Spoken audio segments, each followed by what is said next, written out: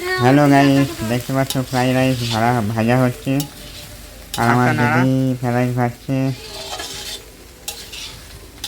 আমার দিদি বলছে আমাকে একটা ভিডিও কর, তাই দিদিকে ভিডিও করলাম। আর কেমন হয়েছে অবশ্যই জানাবে।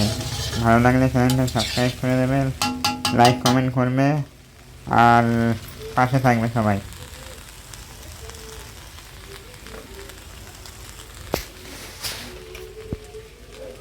আর তোমরা যারা যারা ফ্রাইড রাইস খেতে ভালোবাসো কমেন্ট বক্সে অবশ্যই জানাতে ভুলবেন না।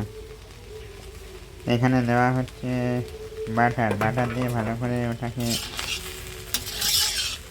পেস্ট করতে হবে যাতে আরও টেস্টি হয়। তো আজকের এই পর্যন্ত, সবাই ভালো থাকবেন, সুস্থ থাকবেন এবং আমার পাশে থাকবেন। Thank you.